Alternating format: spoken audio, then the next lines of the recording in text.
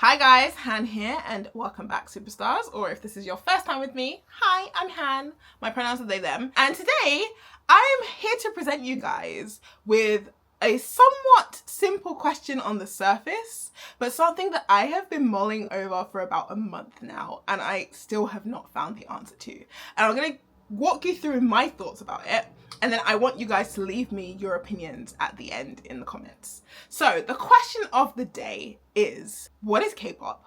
Because until about a month and a half ago, I could give you a very specific answer. I found it very easy to identify what I would consider K-pop and what I wouldn't. And recently, I'm not so sure. At a glance, this might seem like a silly question. Of course, K-pop is music made by a K-pop group, which is a group that comes from a Korean entertainment company, right? And is brought up through the K-pop system. Like, they start as trainees and they get selected and they debut under the idol name. They have a concept, blah, blah, blah, blah, blah, right? But when you look deeper, I'm starting to feel that it's not that simple.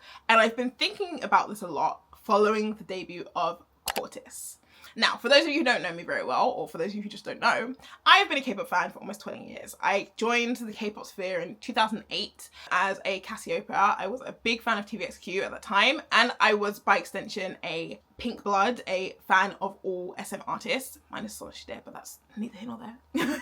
And I also did listen to K-pop more widely. Like, I listened to everybody basically, because the K-pop industry was much smaller back then. However, despite its size, there was still a lot of distinction between each group, like between different groups' concepts and different group styles. Yet at the same time, they all shared this one consistent factor that made them easy to identify as K-pop. Now, fast forward to present day, I am basically big hit trash.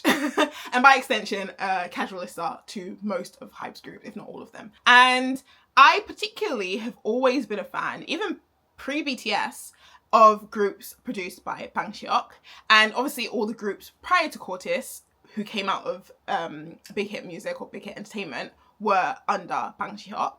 So when Quartis was announced, I was quite excited, honestly. I was like, oh yeah, okay, Big Hit is bringing out a new boy group. I've been Big Hit trash since day one, like since Ihyun, really. And okay, we're gonna get something new, something excited. Now, as far as I know, actually after having looked into it just a little bit, this is unresearched, but from the 1 or 2 song credits that I checked, Bang Seok is actually not involved in the production of Quartis, and that explains, I think, a lot of the things that I felt when I first saw them. And I'm actually gonna do like a separate full-on review of their debut, because a lot of people did ask me for that, but that's not this video. This video is about what is K-pop, but this question started from Quartis, okay? And the reason I say that is because when I listened to their first track, Go, as I said, I went out in there with so much anticipation, so much excitement, and I finished the song and I was confused, is the best way I can put it. I was like, okay, personally I like the song, I think it's a good song, and I was just like, interesting. And again, this is not a piece about Quartis, nor is it a reflection of them as individuals. It's not a criticism of them or anything.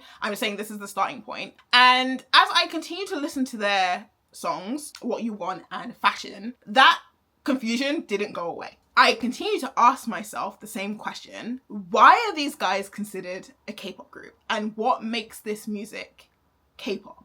Because to me, someone who has watched K-pop for, again, almost 20 years, there is nothing here that I identify as K-pop. Now, let's go back to my original definition of what's K-pop, right? It's K-pop is music made by a Korean, like a K-pop group, which is a group who is produced by a Korean K-pop company in the K-pop industry, and also sing in Korean as well. And on the surface, they do meet all that criteria. But then if we look a little bit deeper, there are plenty of examples of older artists who meet that criteria and are not considered K-pop. I'm a big lover of K-music in general, not just K-pop. I listen to all genres of Korean music, and actually my favorite genre is not K-pop either. So there are a bunch of different genres and different artists, and one that comes to mind in this sort of example is a group called Four Men, which is a now defunct K-ballad group. So these were middle-aged guys who sang ballads. I mean, they had a fandom name, I think anyway, they didn't dance or anything, but they were obviously a group who sang in Korean, who were produced by a Korean entertainment company, and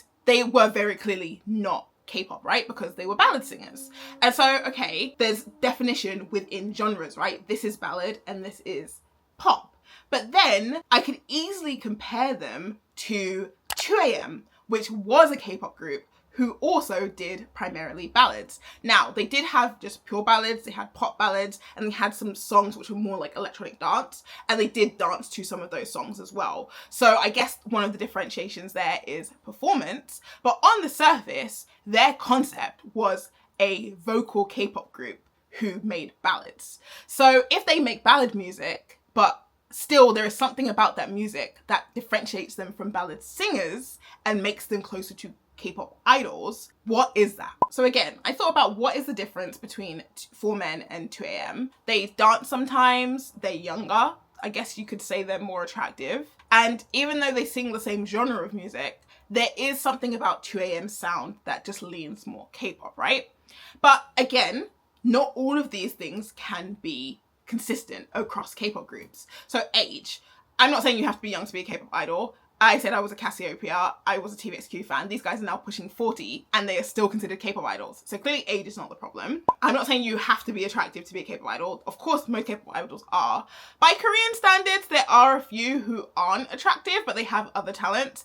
And I guess Big Bang is kind of the poster child for being like the unattractive, by Korean standards, K-pop group who were still very popular as a K-pop group. And again, I'm saying these are Korean standards, I'm not talking about my own opinions personally. To be fair, nobody in Big Bang is my type, but anyway, I'm not saying they're ugly and I'm not saying they're hot. I'm just saying that's how people thought about them in K-pop, right? So that doesn't work either. So we can rule out age. We also have non-K-pop singers who dance, like Kim Jong-kook, the big muscly guy. He's a trot singer, but he dances, and a lot of trot singers dance as well. So dancing is not a criteria to be classified as K-pop, or it doesn't automatically classify you as K-pop. Maybe it's something that is required of all K-pop singers, who knows, right? So, okay, we know so far all we've agreed on, or all I've agreed on, is that K-pop has a sound, right? And it's still kind of hard to define where does that sound start and where does it end? And does having that sound negate all of the criteria? Or is the production process more important? Is it the trainee system?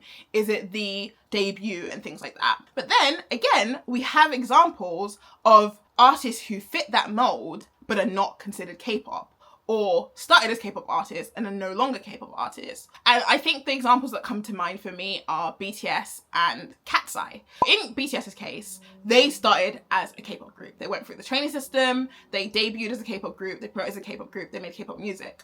And then recently, as they've been doing their solo activities, they have now expanded beyond K-pop, because you cannot look me in the eye and in good faith tell me that Indigo, RPWP, and D-Day are K-pop albums. Like, let's be real. Those are alternative rap, alternative, and rap. Like, these guys as individuals have done a lot of music that is no longer within the realm of K-pop. So now we can acknowledge that, okay, a K-pop artist can make music that is not K-pop. And by extension of that, non-K-pop artists can make music that is K-pop style. Because we've also seen songs like, for example, with BTS, Boy With Love, which the key producers are all Westerners, but nobody can tell me that's not a K-pop song, you know what I mean? And then we've got Katseye, who, again, went through the system. They did the whole trainee thing, maybe for a shorter time, but they did do the whole trainee survival show thing. They debuted from a K-pop company, technically, HYBE, right? And for all intents and purposes, their styling, their sound, lends itself very much to K-pop. They also use K-pop fan culture with the way they interact with their fans, the places they perform.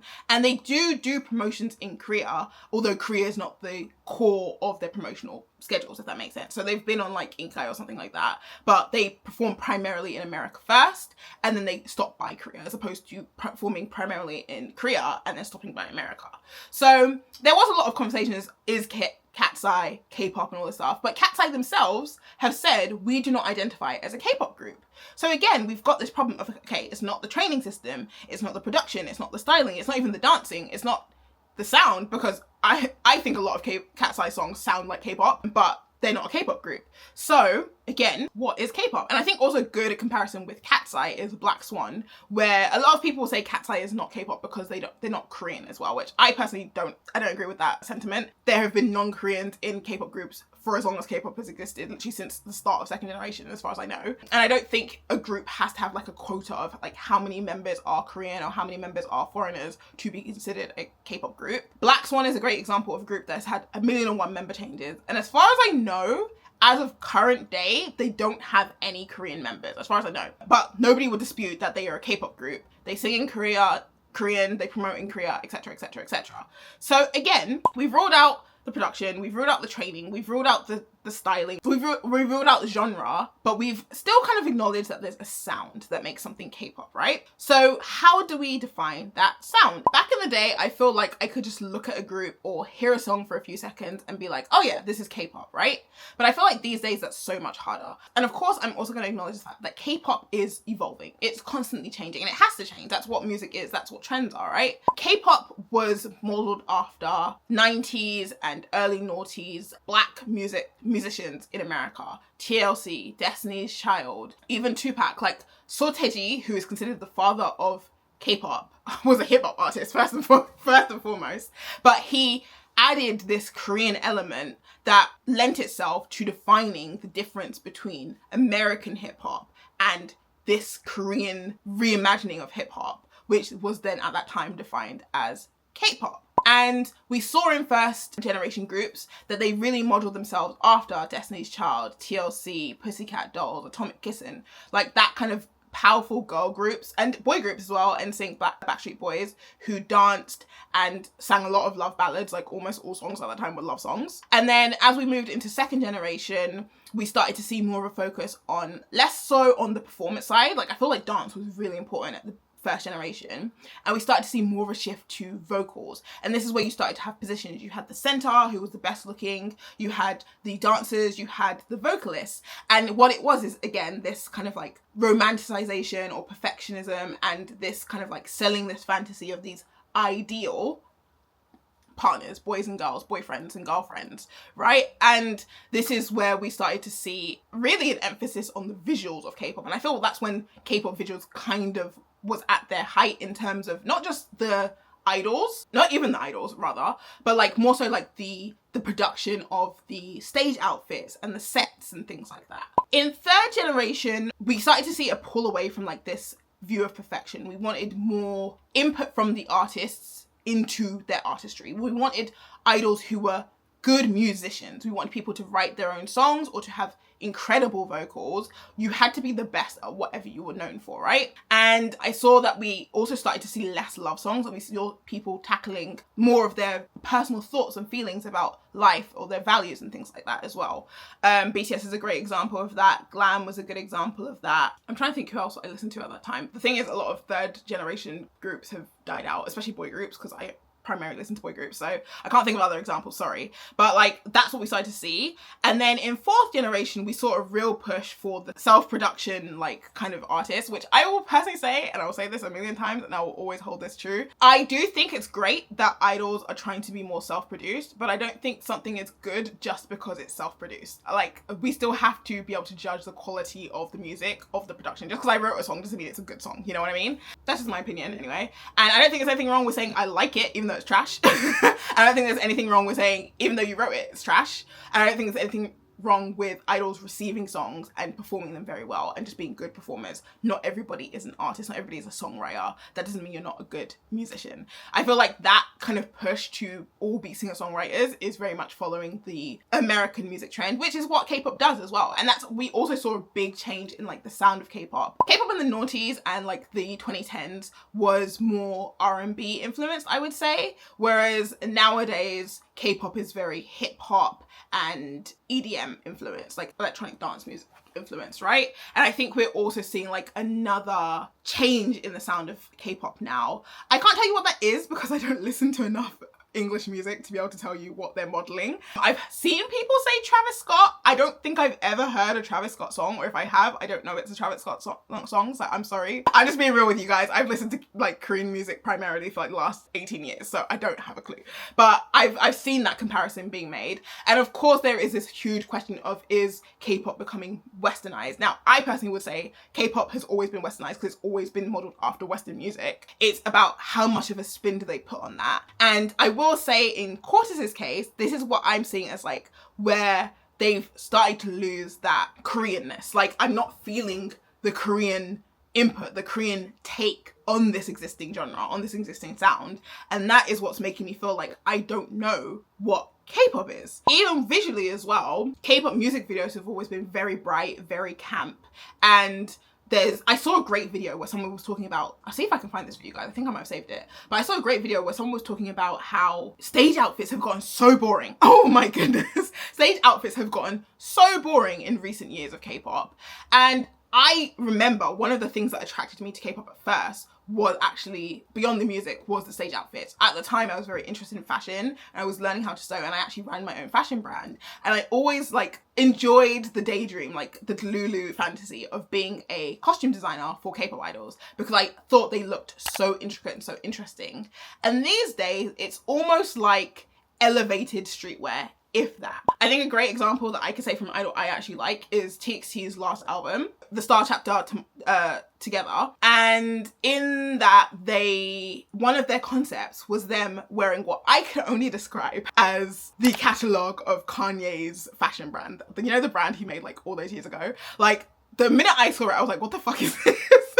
Because it didn't look like the intricate, beautiful storytelling concepts they had through all their albums previous to this. Even the photography didn't look as like polished as their previous concepts had looked. And it just looked unimaginative to me. Like, I couldn't tell if I saw that photo in isolation, I would think it was a photo shoot for a fashion brand collaboration, not an album concept. And I felt this way again when I saw Cortez's concepts for their debut album as well. I was like, at first I couldn't even tell there was 3 separate concepts, because I was like, you're just wearing casual clothes in all of these. And it is, again, in a style that is very reminiscent of what we see on social media as American streetwear, or like Gen Z fashion. And it's very disingenuous to what Gen Z in Korea actually wear. So I was like, okay, sound wise, I'm confused. Vision wise, visually, I'm confused. Production wise, I'm confused. Also in their music videos, I'm talking about Cortez. In Cortez's music video, there's not that much dancing. I know they do have dance versions, like choreo versions, which a lot of artists do. I don't think there's anything wrong with that. But I do think for most people, unless they're doing the whole like cinematic universe thing, which I know BTS and TXT do a lot, with those exceptions, most people have quite a fair bit of dancing in their music videos. I think like Hot from SVT, I think Work from 80s, like those music videos still have a decent amount of dancing in them. Whereas I feel like most of Cortez's music video is just them vibing, which again, I don't think there's anything wrong with that. I'm just confused as to why is that considered K-pop now? Or is that what K-pop is now? Is that where K-pop is going? I'm just thinking like visually, I find it hard, because if everybody starts doing that and that becomes the new thing of K-pop, I do kind of feel then groups will lose their identity. And I do know there's also a discussion of there is so many K-pop groups these days. And I agree with this. There are so many K-pop groups these days that it is becoming harder and harder to be distinct. And that's honestly one of the things I love about TXT. I cannot imagine any other K-pop group creating the same kind of storytelling with the same concepts as TXT have had. Like, from their debut until present day, there has been a consistent story, which now has ended. So we're very curious what's going to happen, because they just renewed their contract. So they're going to start something completely new. But they've always had this kind of like Prince concept. They've always drawn inspiration from fairy tales and done like their own retelling of those fairy tales and framing it in a way that matches the core story of their cinematic universe, which is a promise to stay together amongst friends who acknowledge the flaws and imperfections of each other. And by being together, we have the courage and power we need to go to tomorrow back together. Get it? Like, there's a clear messaging there. And I feel like there are great examples. Dreamcatcher, Purple Kiss, rest in peace, as well, have had like very many like mini series within the grand series as well, which is basically just growing up. And like, I feel like with Cortez, I just didn't get that. And I was thinking like, okay, if this is the new trend, if everybody starts to do this, what becomes the defining factor of each group as an individual, and what becomes the defining factor of K-pop that separates it from other genres or other countries' music? Because besides language, if I had heard this album in isolation, I would have just thought it was like an alternative rap group in Korea. I would never have looked at this or listened to this and said, this is K-pop. So yeah, I feel like all the things that I would have used to define K-pop, how you were trained, how you debuted, the kind of company you debuted from, how you produce your music videos, how you dance on stage, how you present yourself concept-wise and how you show those concepts visually, all of those things don't apply, and yet this group is being considered or is being publicized as a K-pop group. I do think it's also worth mentioning that for me, I've also always defined K-pop as more than just a genre. I've also seen it as an industry, and that includes all the things I mentioned as like the production, the music videos, the outfits, because those are all elements that are not necessarily music related, right? But even within that, I've always been able to distinctly say this is K-pop inspired or this is K-pop adjacent and this is K-pop until Quartis. So the question I present to you guys once again is, what is K-pop to you? And by extension, I guess, do you think Quartis is a K-pop group? And if so, why? And are there other groups that I'm unaware of who could be looked at with the same kind of microscope, who you also feel confused when you see as to what makes them K-pop or what doesn't? And or do you just think this is the new trend of the K-pop industry? And in that case, how do you think we can differentiate K-pop from other Korean genres and pop industries like America beyond just language? Because just being in Korean is not enough to say that a song is K-pop, you know what I mean? But yeah, this is not my review of Quartis. That will be a completely separate video. So if you'd like to see that, make sure to like and subscribe. And as I said, please leave your thoughts and opinions down below in the description, because I'm very, very curious to see what other people feel about this. But yeah, that's all from me today. Make sure to check out the main channel, The Haniverse, and I will see you guys in the next one. This has been Han from The Haniverse. Thanks for stopping by.